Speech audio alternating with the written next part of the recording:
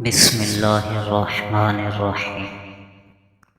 خدا کی زمین پر ایسے بھی ٹکڑے ہیں جہاں خدا دوست رکھتا ہے کہ ان مقامات پر دعا کی جائے تو خدا اس کو قبول کرے۔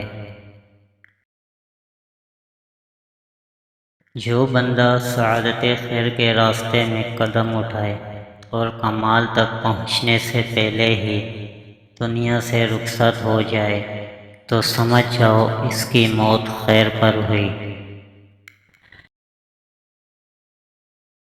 حسد ایک ایسی بلا ہے جو نیکیوں کو مٹا دیتا ہے اور اللہ سے دور کر دیتا ہے۔ جو انسان والدین کی نافرمانی کرتا ہے وہ اپنی روزی کو کم کر دیتا ہے۔ افلاس اور بھوک اس کے مقدر میں لکھ دی جاتی ہے۔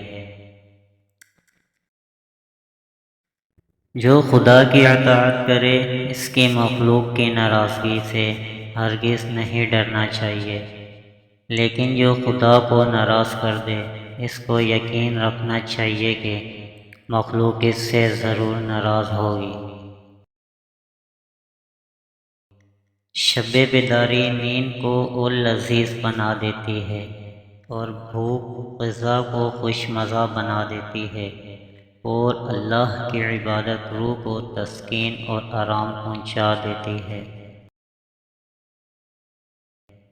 نعمتوں کی اچھی ہمسائیگی یعنی صحیح مصرف میں صرف کر اور شکر ادا کرتا رہے۔ جو بندہ اللہ کی طرف سے واضح دلیل رکھتا ہو وہ دنیا کے ہر مصائب کو آسان سمجھتا ہے۔ اللہ نے دنیا کو مصیبتوں کا گھر بنایا ہے اور آخرت کو جزا کا گھر قرار دیا ہے، اور دنیا کی مصیبتوں کو آخرت کے ثواب کا ذریعہ قرار دیا ہے، اور آخرت کے ثواب کو دنیا کی مصیبتوں کا عوض قرار دیا ہے۔ جس کی امیدیں کم ہوتی ہیں اس کی خوشیاں زیادہ ہوتی ہیں، اور جس کی امیدیں زیادہ ہوتی ہیں اس کے غم زیادہ ہوتے ہیں۔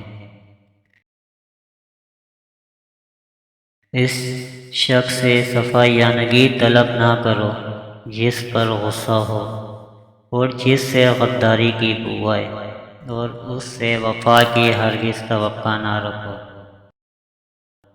آسمان سے گوشت کا ٹکڑا تمہارے گھر میں آ گرے تو سمجھ جاؤ بہت جلد تمہارے گھر میں رزق کی بارش ہونے والی ہے۔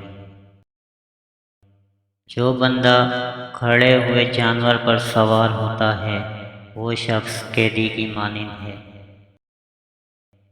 جو شخص اپنی محبت تمہارے لیے مخصوص کر دے تم اپنی اطاعت اس کے لیے مخصوص کر دو۔ Thanks for watching.